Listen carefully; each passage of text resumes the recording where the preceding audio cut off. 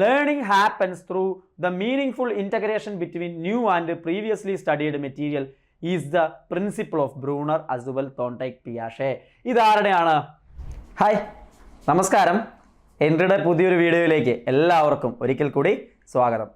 അപ്പോൾ കേറ്ററ്റ് എക്സാം എഴുതാൻ റെഡി ആയിട്ട് നിൽക്കുകയാണ്. കേറ്ററ്റ് കാറ്റഗറി 3 എഴുതാൻ പോകുന്ന എല്ലാവരും സൈക്കോളജി ഏറ്റവും പ്രാധാന്യത്തോടു കൂടി കാണുന്ന ഒരു ഭാഗമാണ് അല്ലേ. അതിൽ 40 മാർക്കിൻ്റെ ചോദ്യങ്ങളാണ് നമുക്ക് സൈക്കോളജിയിൽ നിന്ന് ചോദിക്കുക. കേറ്ററ്റ് കാറ്റഗറി 3യിൽ പ്യുവർലി ഇംഗ്ലീഷിൽ മാത്രമാണ് ആ ചോദ്യങ്ങൾ നമുക്ക് ലഭിക്കുകയും ചെയ്യുക. ഇതിൽ നമുക്കൊരു 30+ നേടാനായിട്ട് എന്തായാലും സാധിക്കണം. കട്ട് ഓഫ് മാർക്ക് കിടക്കണമെങ്കിൽ 30 എബോവ് നേടാനായിട്ട് സാധിക്കണം. 35 എബോവ് ഒക്കെ നേടാൻ പറ്റിയാൽ നല്ല മാർക്കായിട്ട് അത് വരികയും ചെയ്യും. അപ്പോൾ 30 മുകളിലേക്ക് ഒരു 32-33 എങ്കിലും എത്തിക്കാനുള്ള ശ്രമം നിങ്ങൾ നടത്തണം. 35 മുകളിലേക്ക് എത്തിയാൽ സേഫ് സോണിലേക്ക് എത്തുമെന്നുകൂടി ഓർക്കുക. അപ്പോൾ അതിനുള്ളൊരു ശ്രമം നടത്തുന്നവർക്ക് വേണ്ടിയിട്ട് ഒരു set of previous year questions നിങ്ങളുടെ മുമ്പിലേക്ക് എത്തിക്കുകയാണ്. ഈ ക്വസ്റ്റ്യൻസ് നിങ്ങൾ കാണുന്നതിനൊപ്പം ഞാൻ ആൻസർ പറയുന്നതിന് മുമ്പ് നിങ്ങൾ നിങ്ങളുടെ ആൻസർ ഒന്ന് കണ്ടെത്തിയിട്ട് എൻ്റെ ആൻസറായിട്ട് തന്നെ കമ്പയർ ചെയ്യുക. എന്തെങ്കിലും ഡൗട്ട്സോ കാര്യങ്ങളോ അല്ലെങ്കിൽ വേറെ ഏതെങ്കിലും രീതിയിൽ ടെക്സ്റ്റ് ബുക്കുകളിലൊക്കെ കണ്ടിട്ടുണ്ടെങ്കിൽ നിങ്ങൾക്ക് കമൻറ്റ് ചെയ്യാം. നമുക്ക് അതിനെക്കുറിച്ച് ഡിസ്കസ് ചെയ്യാവുന്നതാണ്. അപ്പോൾ എന്തായാലും ഈ 40 എണ്ണത്തിൽ എത്ര എണ്ണം നിങ്ങൾ ശരിയാക്കുന്നുണ്ട് എന്നുള്ളത് സ്വയം കണ്ടെത്താനായിട്ട് ശ്രമിക്കുക. അത് വെച്ചിട്ട് നിങ്ങൾ സ്വയം വിലയിരുത്തുക, കൂടുതൽ മെച്ചപ്പെടുത്തി നിങ്ങൾ ഈ മേഖലയിൽ പഠനം നടത്തുക എന്നുള്ളതാണ്. ഏതൊക്കെ ഭാഗമാണ് കിട്ടാത്തത് അത് റിപ്പീറ്റ് അടിച്ച് റിമൈൻഡ് അടിക്കേണ്ട സമയമാണ്. അപ്പോൾ ഒന്നാമത്തെ ചോദ്യം നോക്കൂ. Which among the following is not a secondary sexual characteristics in females? Hip become wider, body fat increases, Adam's apple development, enlargement of mammary gland. അപ്പോൾ അഡോളസൻ്റ് ഏജിലെ കുട്ടികളിലേക്ക് വരുമ്പോൾ അവർ ആൺകുട്ടികളിലും പെൺകുട്ടികളിലൊക്കെ ഉണ്ടാകുന്ന മാറ്റങ്ങളെ കുറിച്ചിട്ട് ചോദ്യം വരാറുണ്ട്. അഡോളസൻ്റ് സൈക്കോളജിയാണ് ഏറ്റവും പ്രധാനമായിട്ടും കാറ്റഗറി 3യിൽ ഫോക്കസ് ചെയ്യുന്ന ഒരു ഏരിയ എന്ന് പറയുന്നത്. അത്തരത്തിലൊരു ചോദ്യമാണ്. എന്താണ്? Which among the following is not a secondary sexual characteristics in females. ഇതിലേതാണത്? ബാക്കിയെല്ലാം ശരിയാണ്, പക്ഷേ ആദംസ് ആപ്പിൾ ഡെവലപ്മെന്റ് എന്ന് പറയുന്നത് അതിനകത്ത് വരുന്നില്ല. അപ്പോൾ ഓപ്ഷൻ സി ആണ് അവിടുത്തെ ശരിയായിട്ടുള്ള ആൻസർ ആയിട്ട് വരിക. കിട്ടുന്നുണ്ടോ എന്ന് നോക്കുക. അപ്പോൾ അഡോളസൻ്റ് ഏജിലൊക്കെ എത്തുമ്പോൾ പെൺകുട്ടികളിൽ ഉണ്ടാകുന്ന മാറ്റങ്ങൾ, ആൺകുട്ടികൾക്ക് ഉണ്ടാകുന്ന മാറ്റങ്ങൾ, ഇതെല്ലാം അറിഞ്ഞിരിക്കണം. ചോദ്യം പ്രതീക്ഷിക്കാം, നിങ്ങൾ റെഫർ ചെയ്യണം. രണ്ടാമത്തെ ചോദ്യം നോക്കൂ. Last learned thing will be best remembered is based on which principle of learning? Primacy, recency, intensity, effect. ഇതിലേതാണ്? Last learned things will be best remembered. ഏതായിരിക്കും? ലാസ്റ്റ് ലേൺഡ് റീസൻസി ആണ്. ഏറ്റവും അവസാനം ഒടുവിൽ പഠിച്ച കാര്യങ്ങൾ നല്ല രീതിയിൽ ഓർത്തിരിക്കാനായിട്ട് സാധിക്കും എന്നുള്ളതാണ് അല്ലേ. അപ്പോൾ വളരെ സിമ്പിൾ ആയിട്ടുള്ള ഒരു ക്വസ്റ്റ്യൻ ആണ്. സിമ്പിളായിട്ട് ആൻസർ ചെയ്യാവുന്നതാണ്. അപ്പോൾ 2 ക്വസ്റ്റ്യൻസും നിങ്ങൾക്ക് ആൻസർ ചെയ്യാവുന്ന ലെവലിലുള്ള ക്വസ്റ്റ്യൻസ് തന്നെയായിരുന്നു. അടുത്ത ക്വസ്റ്റ്യൻ നോക്കൂ. Remedial teaching precedes diagnostic test, formative evaluation, summative evaluation, CCE. എന്താ CCE? Continuous and comprehensive evaluation. ഇതിലേതിലാണ് റെമഡിയൽ ടീച്ചിങ് എന്ന് പറയുന്ന ഐഡിയ വരുന്നത്? റെമഡിയൽ ടീച്ചിങ് എന്ന് പറയുന്നത് നിങ്ങൾക്കറിയാം എന്താ?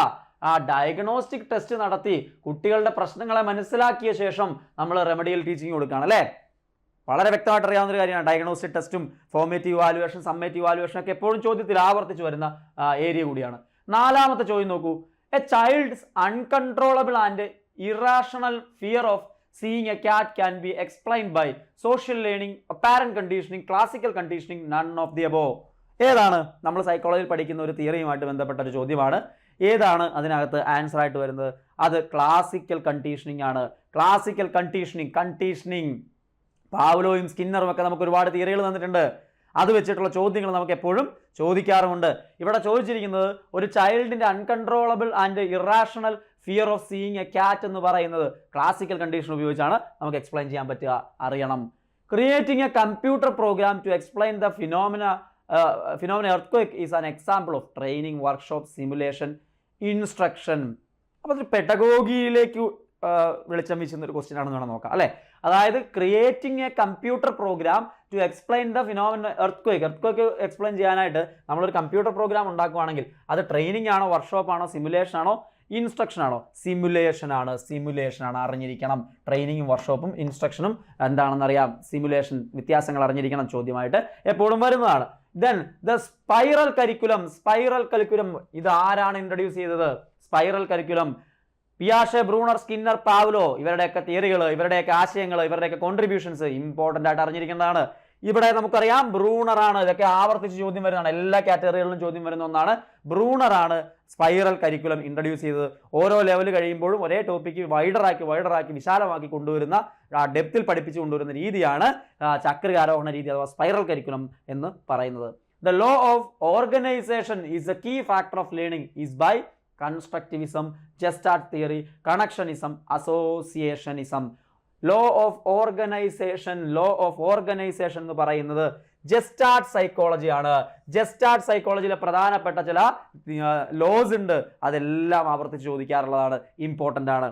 അടുത്ത ചോദ്യം നോക്കൂ. Which stage of creativity is characterized by the aha moment? Aha movement ഉണ്ടാവുന്നത് ഏത് സ്റ്റേജിലാണ്? അത് പ്രിപ്പറേഷൻ സ്റ്റേജിലാണോ, ഇൻക്യുബേഷൻ സ്റ്റേജിലാണോ, ഇലുമിനേഷൻ സ്റ്റേജിലാണോ, വേരിഫിക്കേഷൻ സ്റ്റേജിലാണോ? ആഹാ മൂവ്മെന്റ് ഉണ്ടാവുന്ന സ്റ്റേജ് ഏതാണ് എന്നുള്ളതാണ് ചോദ്യം. യെസ്, നിങ്ങൾക്കറിയാം ഈ സ്റ്റേജ് എല്ലാം ഇമ്പോർട്ടൻ്റാ. അതിൽ പ്രിപ്പറേഷൻ, ഇൻക്യുബേഷൻ കഴിഞ്ഞു, അതിനുശേഷം കത്തുന്ന ഒരു സമയമുണ്ട്, നമുക്കൊരു ഐഡിയ കത്തുന്ന സമയം, അതാണ് ഇല്ലുമിനേഷൻ. ആഹാ മൂവ്മെന്റ് ഉണ്ടാവുന്നത് ഇല്ലുമിനേഷനിലാണ്. അടുത്ത ചോദ്യം നോക്കൂ.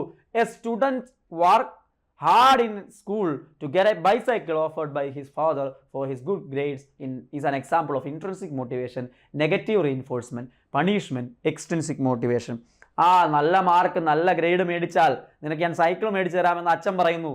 അത് കേട്ടിട്ട് എഫോർട്ടോടിട്ട് പഠിക്കുന്നു, നല്ല കഷ്ടപ്പെട്ട് പഠിക്കാൻ ശ്രമിക്കുന്നു. എന്താണ് intrinsic, extrinsic, negative reinforcement, punishment?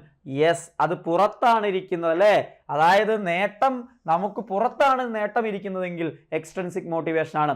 സ്വന്തം സന്തോഷത്തിന് വേണ്ടി, സെൽഫ് സാറ്റിസ്ഫാക്ഷന് വേണ്ടിയിട്ടാണ് നമ്മൾ ഒരു കാര്യം ചെയ്യുന്നതെങ്കിൽ അത് ഇൻട്രൻസിക് മോട്ടിവേഷൻ. മറക്കരുത്, ഇത് പുറത്തൊരു നേട്ടത്തിന് വേണ്ടിയിട്ടാണ് കുട്ടി പഠിക്കുന്നത്.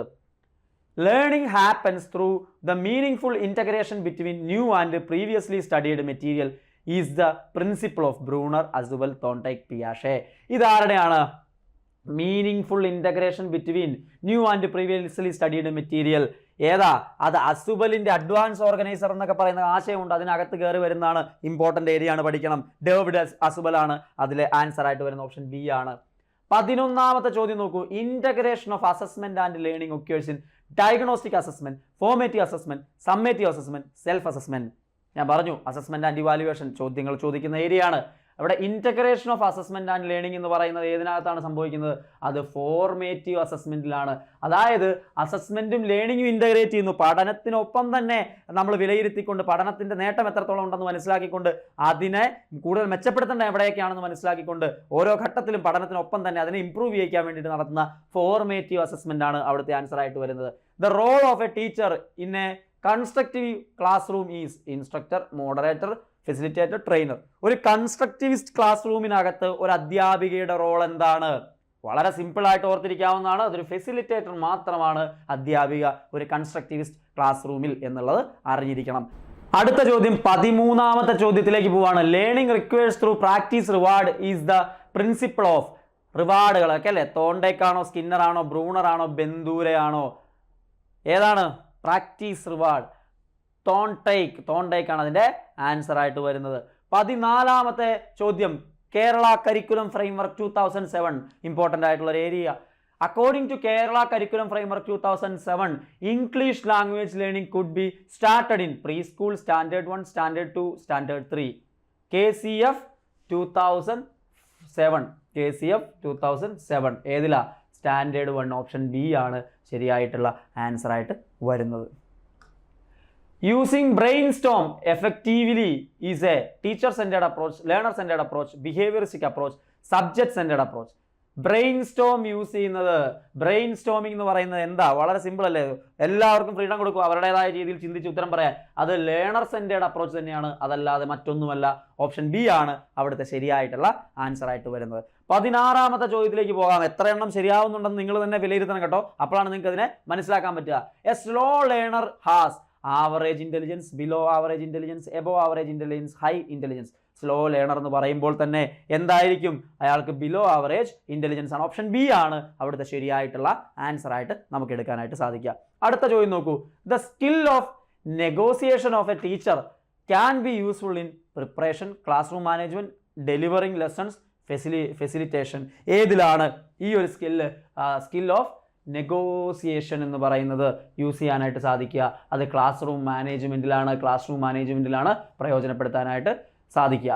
18ാമത്തെ ചോദ്യം നോക്കൂ. The word adolescere is from language Greek, Latin, Roman, Persian. Adolescent ഏജിനെ കുറിച്ച് ഇമ്പോർട്ടൻ്റ് ആയിട്ട് 5 ചോദ്യം വരെ ചോദിക്കാറുണ്ട്. അഡോളസെന്റ് എന്ന് പറയുന്ന ആ വാക്ക്, കൗമാരക്കാരുടെ ഇംഗ്ലീഷ് വാക്ക്, അത് വന്നിരിക്കുന്നത് ഏത് വാക്കിൽ നിന്നാണ്? അഡോളസർ ആണ്. അതും ചോദിക്കാം. അത് ഏത് ഭാഷയിൽ നിന്നാണ്? അത് ലാറ്റിൻ ഭാഷയിൽ നിന്നാണ്. ഓപ്ഷൻ ബി ആണ് ശരിയായിട്ടുള്ള ആൻസർ ആയിട്ട് അവിടെ വരിക. 19ാമത്തെ ചോദ്യം നോക്കൂ.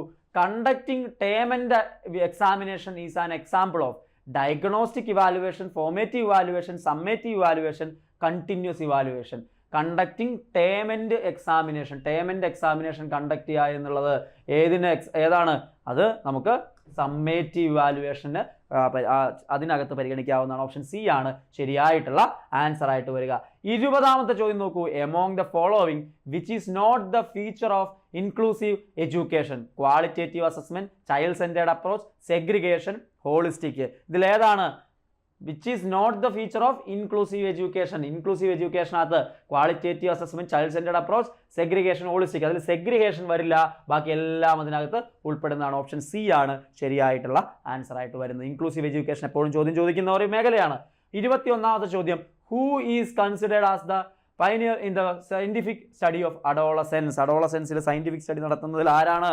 ഇതിൽ ജീൻ പിയാഷെ, Sigmund Freud, Erik Erikson, Stanley Hall. Famous ആയിട്ട് അഡോളസെൻസ് കൊടുങ്കാറ്റുകളുടെയും സമ്മർദ്ദങ്ങളുടെയും കാലം എന്നൊക്കെ വിളിച്ച സ്റ്റാൻലി ഹള്ളാണ് ഇതിൻ്റെ ശരിയായിട്ടുള്ള ആൻസർ. ഓപ്ഷൻ ഡി ആണ്. 22ാമത്തെ ചോദ്യം നോക്കൂ. The term spontaneous recovery related to. Spontaneous recovery എന്ന് പറയുന്നത് എന്തുമായിട്ട് റിലേറ്റ് ചെയ്യുന്നു? Operant conditioning, social learning, classical conditioning, cognitive learning. ഏതുമായി ബന്ധപ്പെട്ടാണ് നിങ്ങൾ സ്പോണ്ടേനിയസ് റിക്കവറി ബി.എഡിന് പഠിച്ചിട്ടുള്ളത്? ആരുടെ തിയറിയിലാണ് അത് പഠിച്ചിട്ടുള്ളത്? അത് സോഷ്യൽ ലേണിംഗ് തിയറി ബോബോഡോൾ എക്സ്പെരിമെന്റും ആൽബർട്ട് ബെന്തൂരിയൊക്കെ നമ്മൾ പഠിച്ചിട്ടുള്ളതാണ്. Which one among the following is not an element of cooperative learning? Cooperative ലേണിംഗിന്റെ എലമെന്റ് അല്ലാതെ positive interdependence, individual accountability, group processing, autonomy of learner. ഏതാണ് ഇവിടെ? ഓട്ടോണോമി ഓഫ് ലേണർ വരുന്നില്ല, കാരണം അവിടെ കോപ്പറേറ്റീവ് ലേണിംഗ് ആണ്. ഓപ്ഷൻ ഡി ആണ് അവിടുത്തെ ശരിയായിട്ടുള്ള ആൻസർ ആയിട്ട് വരിക. 24ാമത്തെ ചോദ്യം നോക്കൂ. Zero rejection policy is connected with inclusive education, special education, integrated education, all the above. Zero rejection policy എന്ന് പറയുന്നത് എന്തുമായി ബന്ധപ്പെട്ടതാണ്? സീറോ റിജക്ഷൻ പോളിസി എന്ന് പറയുന്നത് ഇൻക്ലൂസീവ് എഡ്യൂക്കേഷനുമായിട്ട് ബന്ധപ്പെട്ടാണ്. ഓപ്ഷൻ എ ആണ് ശരിയായിട്ടുള്ള ആൻസർ ആയിട്ട് അവിടെ വരുന്നത്. ഇൻക്ലൂസീവ് എഡ്യൂക്കേഷൻ എപ്പോഴും ചോദ്യങ്ങൾ ചോദിക്കുന്നതാണ്.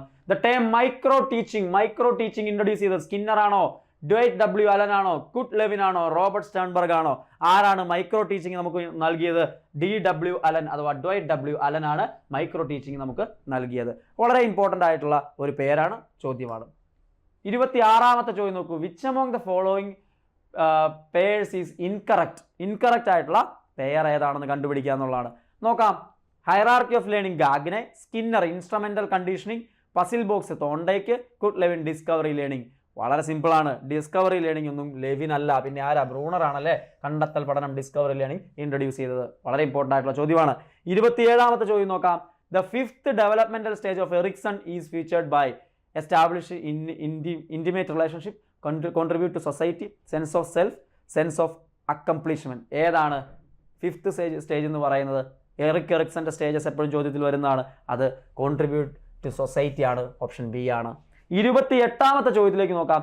Preparing excellent lesson plan is an example of communication skill, writing skill, organization skill, discipline skill. ഏതാണ് പ്രിപ്പയറിംഗ് എക്സലന്റ് ലെസൺ പ്ലാൻ എന്ന് പറയുന്നത്? എന്തിന് എക്സാമ്പിളാണ്? അത് ഓർഗനൈസേഷൻ അല്ലേ? ഓർഗനൈസ് ചെയ്യാനുള്ള സ്കില്ലല്ലേ? യെസ്, ഓപ്ഷൻ സി ആണ് ശരിയായിട്ടുള്ള ആൻസർ ആയിട്ട് വരിക. അടുത്ത ചോദ്യം നോക്കൂ. Who among the following does not belongs to constructivist approach of learning? കൺസ്ട്രക്റ്റിവിസത്തിൽ വിടാത്തത് ബ്രൂണർ, പിയാഷെ, വൈഗോസ്കി, തോണ്ടൈക്ക്. ആരാണ്? അറിയണം. ഓരോന്നിലും പഠനം നടത്തിയ പ്രധാനപ്പെട്ട സൈക്കോളജിസ്റ്റുകളെ അറിയണം. ഇവിടെ തോണ്ടൈക്ക് അവരുടെ കൂട്ടത്തിൽ വരുന്നില്ല. വൈഗോസ്കി ആവട്ടെ സോഷ്യൽ കൺസ്ട്രക്റ്റിവിസ്റ്റിന്റെ ആളാണ്. പിയാഷയും ബ്രൂണറും ഒക്കെ ആ കാറ്റഗറിയിൽ വരും, പക്ഷേ തോണ്ടൈക്ക് അവിടെ വരുന്നില്ല. ഓപ്ഷൻ ഡി ആണ് ശരിയായിട്ടുള്ള ആൻസർ. 30ാമത്തെ ചോദ്യം നോക്കാം. According to Freud, which stage is characterized by complete formation and functioning of ego and super ego? Anal stage, phallic stage, latency stage, genital stage. ഏത് സ്റ്റേജിലാണ് ഇത് ഡെവലപ്പ് ചെയ്ത് വരുന്നത് എന്നുള്ളതാണ് സിഗ്മണ്ട് ഫ്രോയിഡിൻ്റെ ചോദ്യം. ചില പുസ്തകങ്ങളിൽ ഇതിലൊരു ക്ലാരിറ്റി കുറവുണ്ട്. അതായത് നമുക്കിവിടെ ആൻസർ കീയിൽ ജനീഷ്യൽ സ്റ്റേജ് ആണ്, ചിലതിൽ ഫാലിക് സ്റ്റേജ് എന്നും കൊടുത്തിട്ടുണ്ട്. പക്ഷേ ആൻസർ കീയിൽ ഓപ്ഷൻ ഡി ആയിരുന്നു കൊടുത്തിരുന്നത് എന്നുള്ളത് മനസ്സിലാക്കുക. അതിലൊരു ചിലപ്പോഴൊക്കെ അങ്ങനത്തെ തെറ്റായിട്ടുള്ള ഓപ്ഷൻസും വരാറുണ്ട്, അല്ലെങ്കിൽ കൺഫ്യൂസിങ് ക്വസ്റ്റ്യൻസും വരാറുണ്ട്.